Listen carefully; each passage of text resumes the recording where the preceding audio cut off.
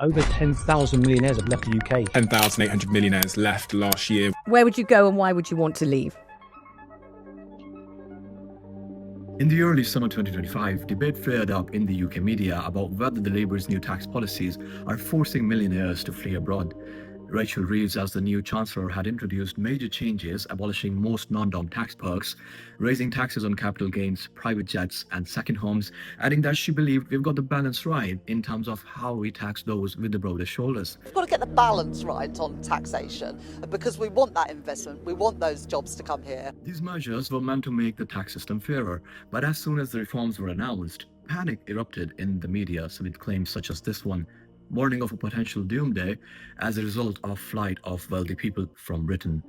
So today, I decided to dig down on these claims because what's more fun than uncovering some cheeky media propaganda on a beautiful Sunday morning? The super wealthy have begun leaving the UK at a faster pace than ever, and they're leaving in greater numbers than any country on earth.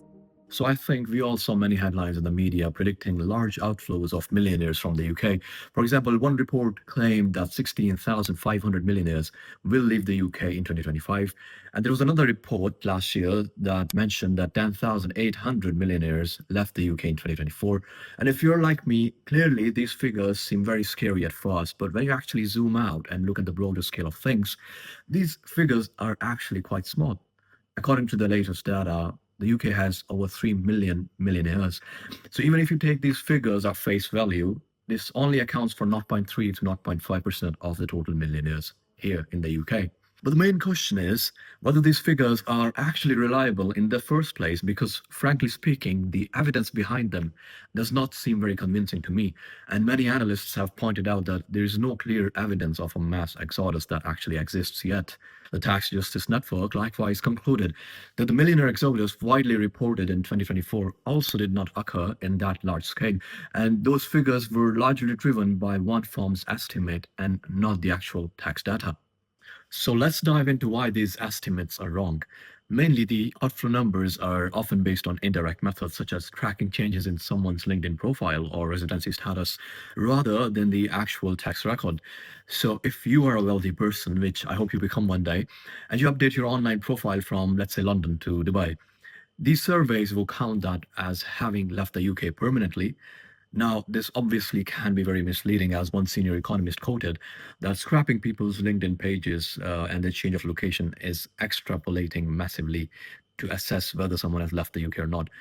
A change of someone's online location does not mean that they have actually changed their tax residency. And if you actually think about it, the UK's wealth isn't just cash that someone can pack up and leave. About 40% of UK's wealth is in property, which I would highly doubt that anyone can load on their private jets and move it out of the UK. And the large chunk is in pensions and businesses that rely on mostly the British consumers. So majority of the millionaires cannot simply take all of their wealth out of the UK, which means moving can simply be ineffective in most cases. And this is a point which Gary's economics explains very well, and he stresses on the point that even if the ultra-rich were to move out, the impact of that on the economy would not be as severe as people generally think. These people are not Gandalf. They can't magic themselves out of the country and disappear all of the wealth out of the country. Now, with all that said, of course, I'm not ignorant of the fact that a handful of ultra-rich did leave the UK, and many of them citing tax changes as the main deciding factor. But many others have chosen to stay. Senior advisor of Forbes Mazars, which is a top 10 audit and advisory firm, quoted that, yes, some people have left. Some have decided to stay, broadly accepting the new tax rules, and that the company has not had many clients leaving, despite all of the news regarding the mass exodus. So in short, a few big names moving out made the news, but most of the wealthy people have stayed put. Economists and tax advisors have largely played down the panic as well. The Guardian's Friday briefing noted that the data tells a different story than the clickbait headlines about the millionaire exodus. The Institute of Fiscal Studies wrote that they had not seen anything that could qualify as a proper evidence of mass exodus. And once that much of this hype actually comes from the interest groups, not the actual statistics. The Chancellor herself has pushed back on this panic. Future ideas like wealth tax were deemed a budget decision rather than something that is driven by media frenzy. Because if there's something for certain that we know, The media would always find headlines to create widespread panic among the masses, which they have been successfully doing for several decades. So, for the most of us, the takeaway is that the wealth exodus story is largely speculative.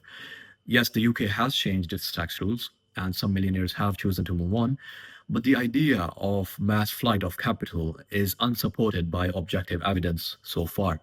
After all, losing 0.3% of millionaires in a year cannot be considered a mega crisis, and Britain's economy has much more severe problems that I talked about in my last video, and those problems are real. They are much more significant, and they can lead to an economic crisis.